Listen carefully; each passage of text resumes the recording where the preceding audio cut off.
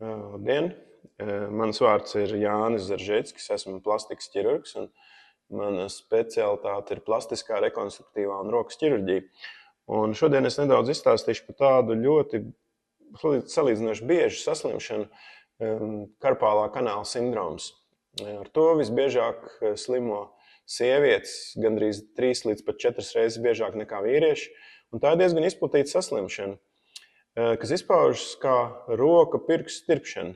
Un tie pirksti, sākot no īkšķa līdz zeltnesim un pusi no zeltneša, tad 1., 2., 3. un pusi no 4. pirksta sāk tirpt. Un slimības sākumā parasti to konstatē pēc lielākām fiziskām slodzēm, kad ir pārpūle. Un sapūlē to roku, strādā dārzā vai roku rakšanas darbi, vai arī ar kompjuteri vairāk pastrādā. Ja arī braucot pie mašīnas stūres, parādās šī tirpšanas sajūta. Slimībai progresējot, tās tirpšanas sajūtas parādās arī naktī, kad jau tas nervs ir smagāk nospiests, jo vidusnervs iet cauri ļoti šauram kanālam, kur nospiež tāda šķērseniskā karpālā saite. Šis nervs iet kopā ar saliecēju cīpslām. Un, ja kanāls izrādās pa šauru, un tā ir varbūt tās iedzimta īpatnība, kad viņš ir šaurs, tad parādās šie te simptomi.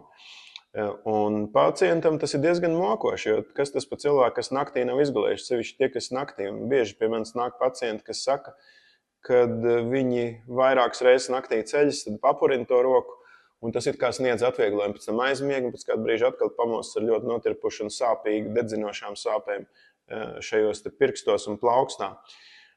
To var izskaidrot diezgan 2 iemesli, kāpēc ir šie te simptomi. Tas pirmais iemesls ir tas, ka šis nervs atgādina tādu resnu elektrības kabeli, kur iekšā ir tie mazi kabelīši, kur iet uz šiem te pirkstiem. Un, lai tas nervs varētu normāli strādāt, tur arī nervā iekšpusē iet nerva, artērija un vēna, kas baro šo te nervu. Kad nervs ir nospiests, tad notiek 2 lietas. Pirmais, notiek nospiest šie te nervu asinsvadi, un nervs cieš no apasiņošanas trūkuma, un tas izpaužas kā šīs dedzinošās sāpes. Papurinot roku, atkal kaut kādā veidā izdodas drusciņi to asinsritu atjaunot, un tad tie pirksti atkal sāk to jūtīgumu atgūt. Un tādā veidā ir pacientam uz kaut kādu ilgāku vai īsāku laiku atvieglojums. Otra lieta, kas notiek ar nervu, ar šo te kabeli, tā kā jau elektrības kabelim arī nervam ir tie neironu kūlīši un apkārt viņam ir apvalks. Tie apvalki noberžās cieši ir tā saucamā demielinizācija, tas apvalku bojājums, kas arī rāda šos te jūtīguma traucējumus pirkstiem. Pirksti paliek nejūtīgi, pacientam ir slimībai progresējot un neko nedarot, parādās kustība, motorikas traucējumi, izdilst šis te īkšķa spilventiņš, paliek grūti satvert sīks priekšmets, krīt kapēciņas ārā, nevar izdarīt precīzi sīkas kustības un aizpogāt pogas un pat sev apkalpot. Ārstēšanas veidi ir vairāk, ja tā slimība ir viegla, tad var vienkārši atpūtināt tās rokas, bet ja jau parādās nakts sāpes, tad visdrīzākais veids, kā to pacientu ārstēt, ir ķirurģiska operācija. Var mēģināt taisīt blokādes, kas noņem iekaisumu, samazina tūskas nervam, bet tās parasti dod tikai atvieglojumu uz laiku. Bet, jo tā ir mehāniska saslimšana, un ja ir jāizmaina rokas ģeometrija, tad to var izdarīt ar nelielu plaukstas operāciju. Tātad, ja pacientam ilgāku laiku ir šis diskomforts, tad, un visi šie minētie simptomi, ko es stāstīju, ir ieteicams tomēr veikt ķirurģisku operāciju, kas rada atvieglojumu un samazina šīs te visas simptomus, kas traucē cilvēkam dzīvot un uzlabo rokas funkcionalitāti.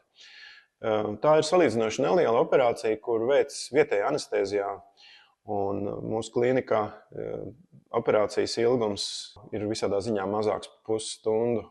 Operācijai nav vajadzīga īpaša sagatavošanās, nav nepieciešams veikt speciālas klīniskās analīzes, jo viņas traumatismu varētu salīdzināt ar zobārstu apmeklējumu. Jo arī zobu remontu veids vietējā anestēzijā lidokīna, tas ir kaut kas stipri līdzīgs zobārstu apmeklējumam, tāpēc no tā nevajag sevišķi baidīties. Lai varētu apstiprināt šo diagnozi, ir labi, ja to roku apskatās rokas ķirurgs. Un, ja ir neskaidra šī diagnoze, tad var veikt papildus izmeklējumu, saucamā neirogrāfija, izmeklēt nervu vadīšanas tās spējas. Tātad, ja ir šie visi simptomi, tad operācijas laikā tiek izdarīts pie plaukas locītavas neliels ādas grieziens un tiek atbrīvots šis saspiestais nervs. Un nervam uzreiz atjaunojās asinsrite, un viņš vairs nav saspiests, un viņa funkcija atjaunojās. Slimnīcas uzturēšanās laiks mūsu klinikā nav ilgāks par stundu, maksimums 2. Pēc tam pacientam tiek uzlikts pārsējas, un viņš var mierīgi doties mājās. Un pat tie, kas brauc no kāda tālāka rajona ar automobīli, viņš ir spējīgs vadīt automobīli, jo pacients nav saņēmis apreibinošas vielas. Tas ir līdzīgi, kā jūs no zobārsta varat braukt mājās ar savu autotransporta līdzekli. Pirmais, ko pacienti man saka, ko viņi sajūt pēc operācijas, ir tas, ka viņi guļ pirmo nakti pēc operācijas jau. Un šīs dedzinošās sāpes un nakts sāpes ir pazudušas. Un jūtīgums, gan jāsaka, pirkstiem atjaunojas samērā lēni, jo tas ir saistīts, ja gadījumā ilgstoši bijis nospiests nervs, tad nerva atjaunošanās norit lēnāk, kamēr dabiskos procesos atjaunojās šis mielīna apvalks nervam, un tas prasa ilgāku pacietību. Brūce dzīst ātri. Pacientam es nerekomendēju veikt pārsiešanas, jo man novērām rāda, jo mazāk pārsienu, jo labāk dzīst. Un nav nepieciešama pārsēja maiņa pēc operācijas 10 dienas ilgi. Tas ir laiks, kamēr brūce sadzīst. Un šajās 10 dienās kādreiz ir varbūt pietūkums un varbūt tas sāk spiest uz brūci, tad pacients var atsiet to pārsēju, attīt nedaudz vaļā, atslogot un atkal pēc tam uzsiet daudz vieglāk, lai nebūtu tusks nospiedumi. Un šuva noņemšanu var veikt pie sava ģimenes ārsta un kā jau es teicu, pārsēšanas nebūtu vajadzīgs. Un jāievēro samērā mierīgs režīms. Pirkstus var kustināt, var aizpogāt podziņas, sevi apģērbt, samaisīt kafiju vai izdarīt pavisam vienkāršas lietas, bet roku nedrīkst pārslogot. Pilnas lodes rokai nav ieteicams darīt ātrāk kā 3 nedēļas pēc operācijas. Un kas attiecās par šiem rezultātiem, var teikt, ka tā karpālā kanāla operācija dod diezgan pārliecinošs rezultāts. Kā jūs teicat, uzlabojums ir strauji. Jau pirmā naktī ir pazūd šīs dedzinošās sāpes naktī. Jūtīgums ar pamazām atjaunojas. Un recidīvi šai slimībai ir samērā reti.